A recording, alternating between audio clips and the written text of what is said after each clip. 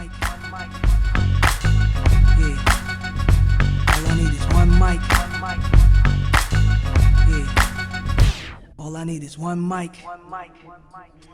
Hey everybody, welcome back to One Mic, where I watch shit so you don't have to. And today I'm here to talk about Season 4, Episode 10, the season and series finale of FX's Atlanta, entitled It Was All a Dream. Pretty appropriate title, I think, since this episode has the is this real or is this a dream shadow cloud kind of looming over it the entire episode for its entire runtime. But I also don't think it's a coincidence that the episode title does share the words of a very famous Biggie line to open a very famous Biggie song. You know, just a show like Atlanta that's very much steeped in hip hop culture. I don't think it's a coincidence that the final episode shares some words with a famous Biggie quote. But to be perfectly honest, I expected to not like this episode. You know, I didn't enjoy season 3. I felt like this season has been very much like hit or miss. You might get a good episode or two, then you get kind of episode or two. And the way the episodes have been ordered, I think this season has felt very strange. You know, the camping episode I felt like would have been and could have been a very fitting series finale, but then we had like the Paperboy episode after that. We had this one, which kind of largely revolved around Darius. But, you know, I guess what I'm trying to say is that I feel like the show gave me sufficient reason to doubt whether or not this would be a good episode, whether or not they would end this show's run in a fitting and satisfying way. But, you know, having said that, I actually enjoyed this episode quite a bit. You know, I felt like it was kind of the quintessential Atlanta episode. You know, it had some surrealism, some social commentary. It took a commonly used plot device and put a little bit of a twist on it.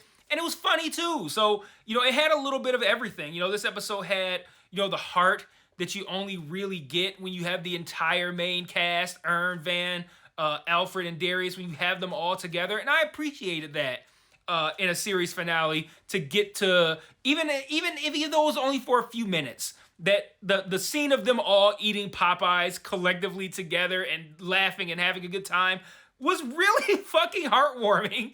And it felt like the perfect way to end this show. Like, you're gonna end, like, how do we end Atlanta? All of them sitting around a table eating Popeyes? Perfect. Like, that's what it felt like. But like, that was for me a very fitting ending scene, to have them all together eating Popeyes like that. I don't know. I really enjoyed that. I thought that was special. And I think, like, for all of us, you know, we can relate to that. Well, not even all of us, just black people, but people in general can relate to that feeling of when you're just hanging out with the people that you love or your friends or whatever, and you're just having a good time. Maybe you got some drinks, maybe you don't, maybe you got some Popeyes, maybe you got whatever the fuck it is that you like to eat. I feel like the simple things in life, hanging out with loved ones and just having a good time, having drinks, eating good food, whatever. I feel like that's something that we can all relate to and understand. And the time that we've spent with these characters, I think we felt like part of that. Like, we're just hanging out with some friends, us the viewers, just hanging out with some good friends, having some Popeye. So I really thought that was a fitting ending. But let's talk about this episode real quick. I make it sound like this, like that afterthought. Let's also talk about the episode. We have an A plot and a B plot in this episode. And I want to start with the A plot. The A plot, pretty obvious. It revolves around Darius going to this weekly sensory deprivation tank, which apparently it's a weekly appointment that we're just now finding out about now. But he starts off by going to this pharmacy because he tells Ern and Paperboy that he has errands that he has to do first. And there's this great line where he's picking up the prescription, and he says the prescription is for Eze. And mind you, this was funnier to me because I watched with the closed captions on. If you're not watching with the closed captions on, this could have been something that you might have missed. But he says that he was picking up the prescription for Eze, and he spells it, and he's like Eze, which is how it was spelled when I saw it on the screen. When he says Eze, I see capital E, little lowercase z, lowercase e.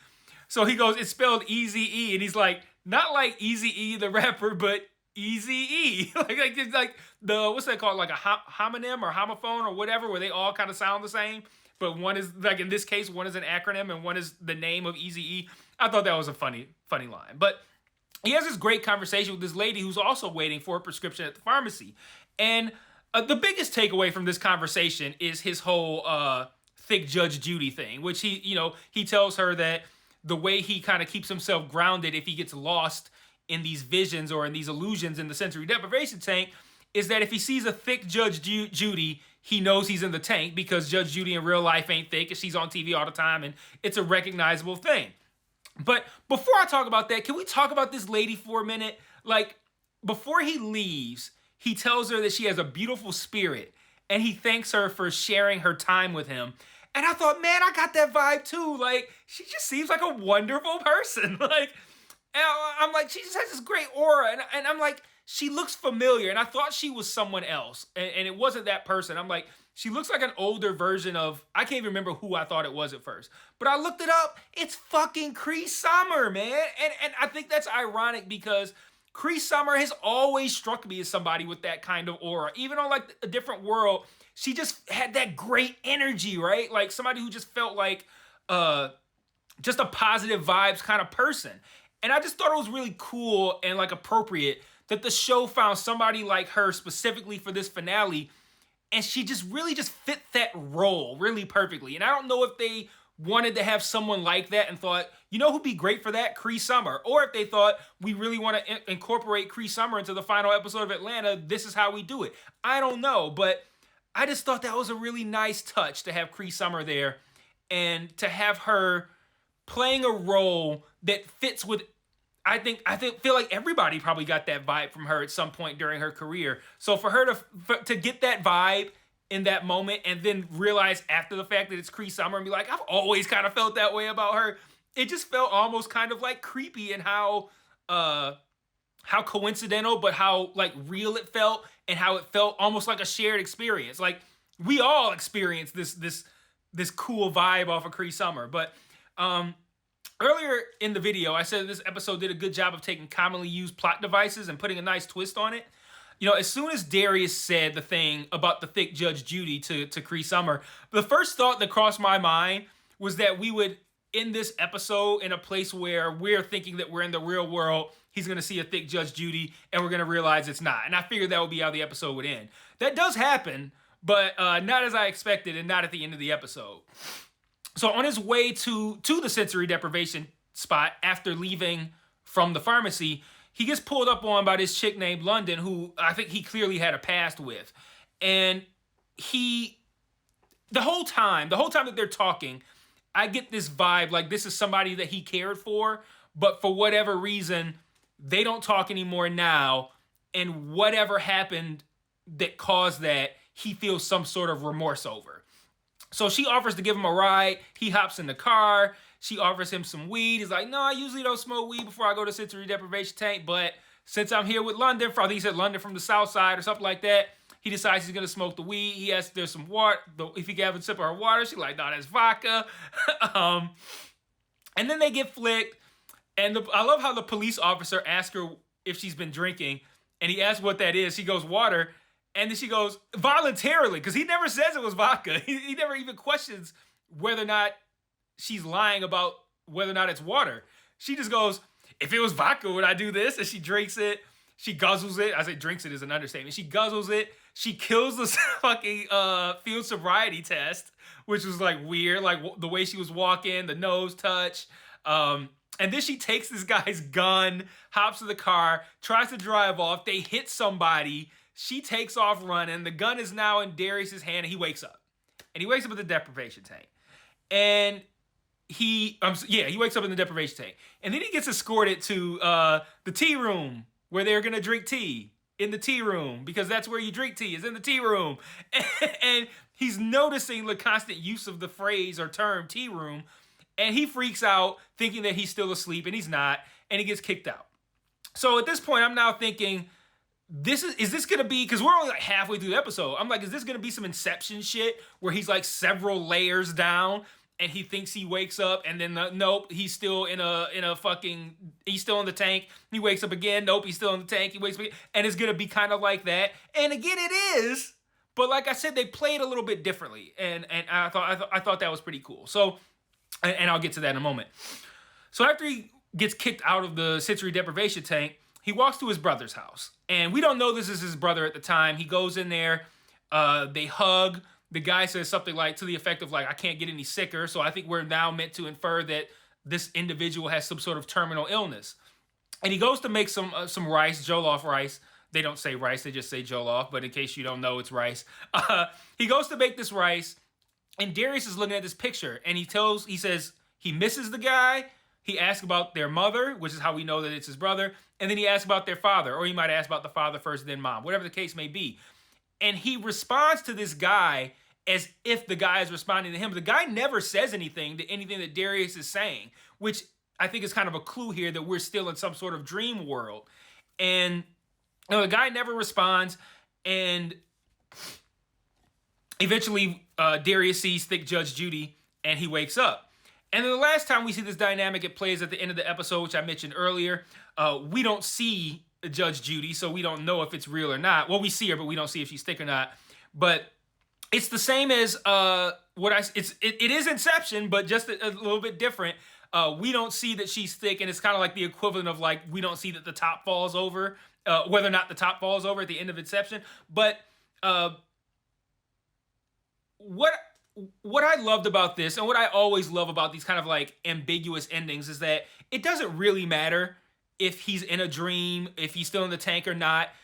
It doesn't matter if it's real or if it's fake. It doesn't even matter if the events of this entire series are real or fake. And normally I don't subscribe to that. I would say, that's a cheap cop out. And again, like I said, it's an overly used plot device. The idea that all of this is a dream.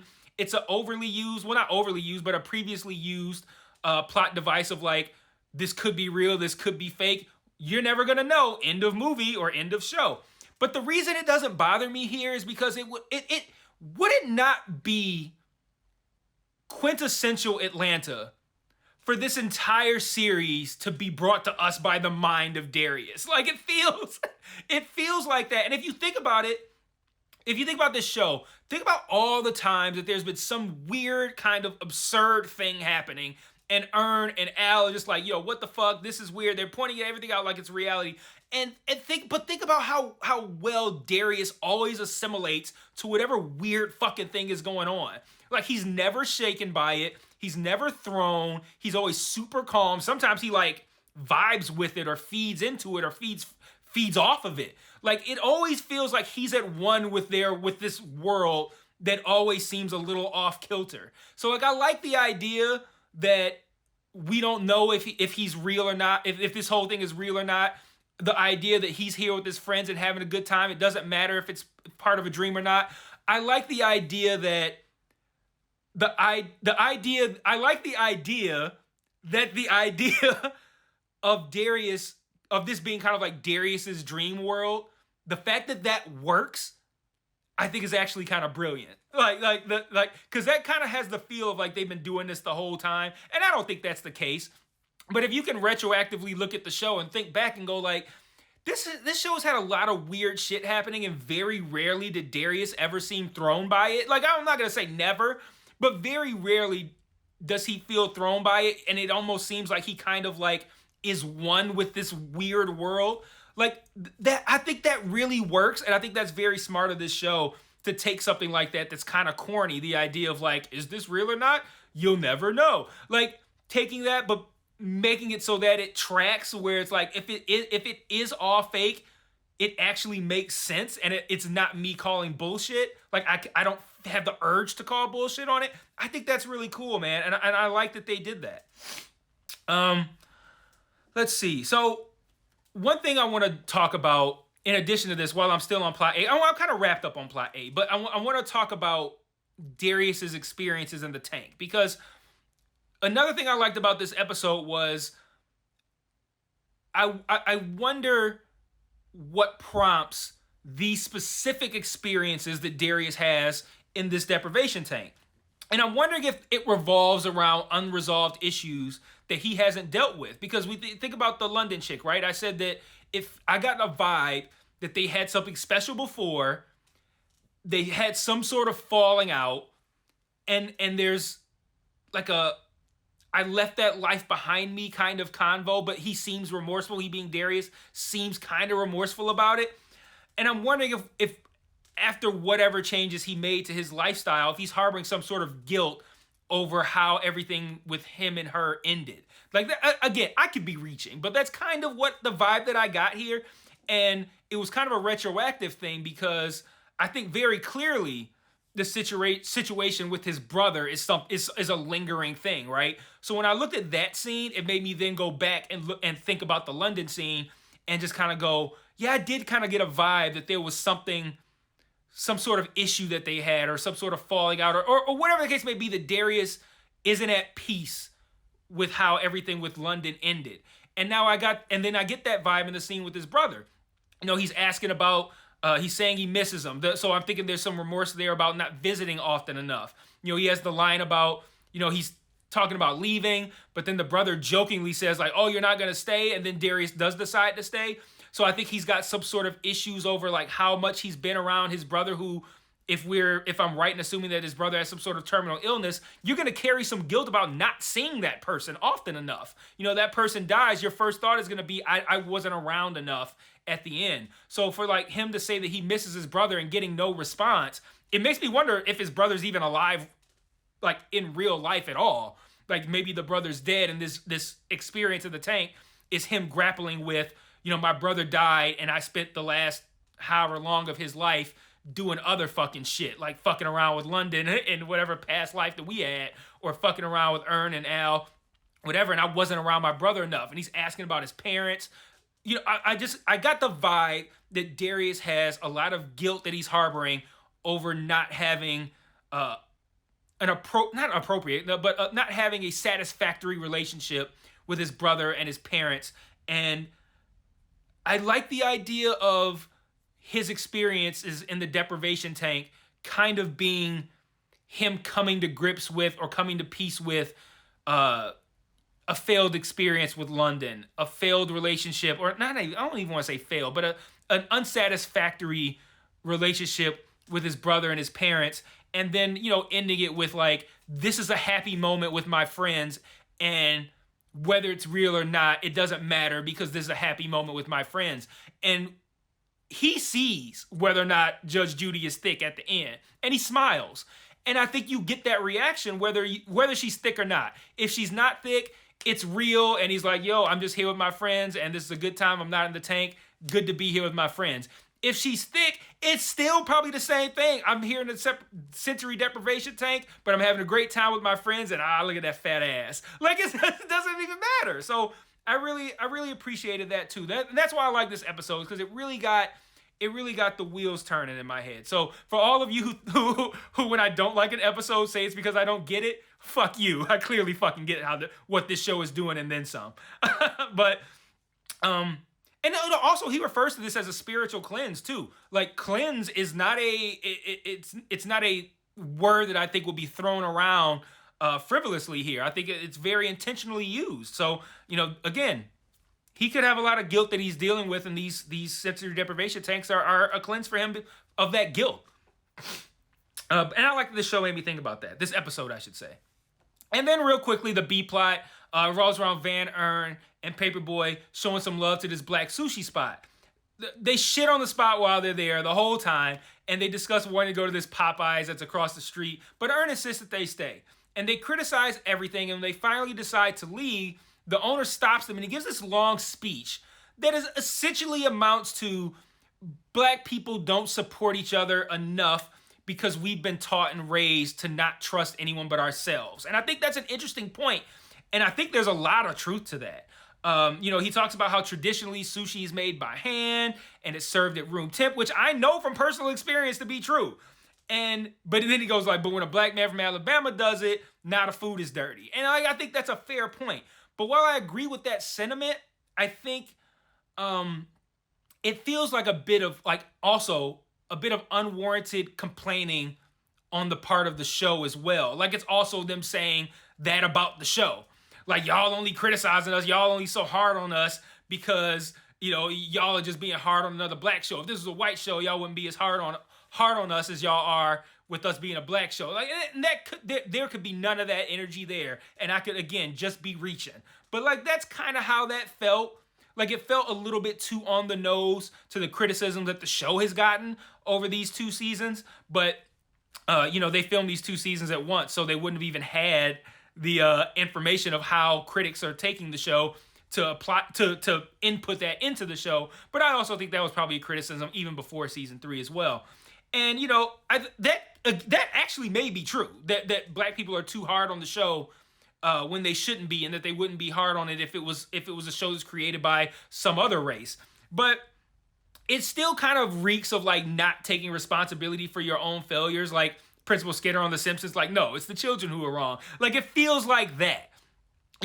Like you don't want to accept the fact that you took a big swing and missed in season 3. Season 3's poor reception is because black people hold each other to a higher standard, and not because you just made a season that felt dated, felt like it was ripped from Twitter headlines, felt like you were trying to like make black culture palatable to white people. Like, season 3 just didn't fucking work, man. And like, there's no amount of self-righteousness like, oh, you're just shitting on us because you're being too hard on black. There's no amount of that that's gonna make season 3 work. Like, I don't think anybody liked season 3. And season 4 felt like a lesser version of that. No, I won't say lesser version, but like, it felt like less of that. Like the same thing, but like, instead of most of the season feeling like that, season 4 only felt like some of it felt like that. So less as in like less frequently did it feel that way. Everybody ain't gonna like the shit, man. Like, and I'm evidence of that. Like, I love this show, but every time I criticize an episode, I have people telling me I don't get it. Everybody don't like my shit either. Like, that's and that's what that is. But what I have to do, I can't let myself go like Principal Skinner. It's the children who are wrong. I can't let myself go. Everybody who disagrees with me, well, I wouldn't do that, but everybody who disagrees with me is wrong. Like, I can't let myself default to that. I have to think to myself, like, could I be better? Like, I have to keep that mentality. Like, is there something, like, do they have a point? Is there something I could be doing better that I'm not doing? And I think Atlanta probably should have had a little bit more of that. And again, that's me assuming that their critique from this sushi situation is also a critique on the reception of the show. It might not be. But if it is, I feel like the show could have used a little bit more, could have stood to look in the mirror a little bit more too, and think like, what could we be doing better? What did we change from seasons 1 or 2 that's not working now? So like I said, I feel like it's a valid point what they did with the B plot. It also kind of felt like the show applying that logic to its own criticisms, and that feels like a bit of a cop-out to me. But having said that, shockingly, I felt like this was a very fitting ending to this show. I'm gonna miss it. Even though I say the final 2 seasons were like very much a hit or miss experience. Like, season 3 was mostly misses, and season 4 felt very hit or miss, like 10 episodes. If I had to guess, I would say I liked 5 or 6 of them, and I didn't like 4 or 5 of them. But at the end of the day, this show's highs were very fucking high.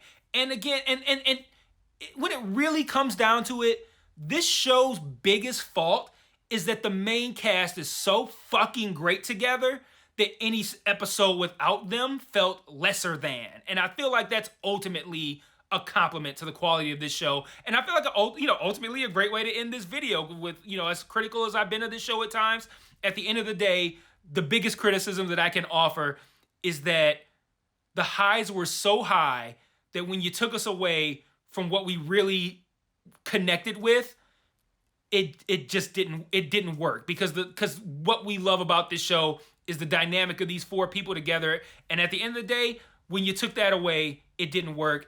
And I think that's a great compliment to pay on the show, is that you did shit so fucking good that when you tried to do something different, it was like, give me the great shit that you've been doing up to this point. So I do think fitting finale. I enjoyed it. I thought it was a very solid episode. I'm satisfied with how this show ended. I'm not satisfied with these final 2 seasons as a collective whole, but this episode, I feel like it worked. So that's all I got.